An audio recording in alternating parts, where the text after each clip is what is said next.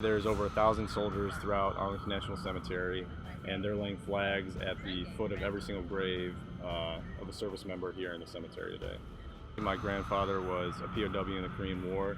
Fortunately, he was able to come home, but he had a lot of issues as a result of that. But just as easily, he could have passed away in Korea. We could have never known what happened to him. We could have never experienced him for the brief time that we did.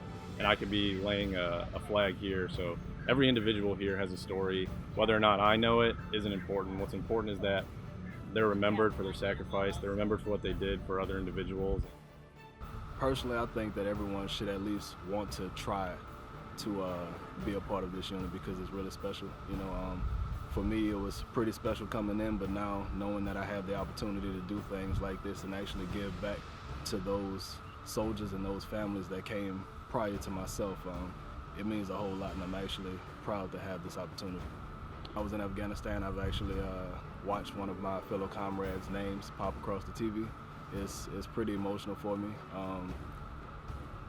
It's a great experience though, because it's not too often in any other military unit that you actually get to come out here to the cemetery and, pay homage to those that came before you.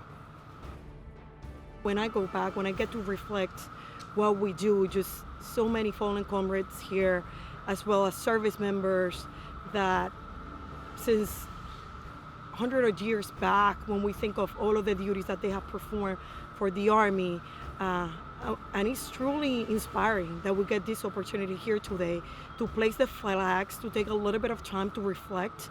And as memorials say, that's why we have a Memorial Day, to think about all of the things that they have done and all of the good things that we get to do for them and to honor them and their family members throughout the weekend and pretty much every day of the year.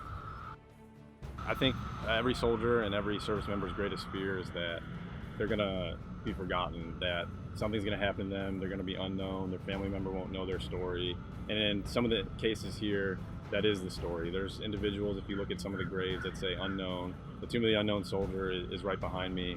And by placing a flag in every single one of these graves, we're honoring the sacrifices of their service members, whether or not their story was known. And we're making sure that the brothers and sisters to our left and right, to our front and back, will never be forgotten, no matter where they are or what they did.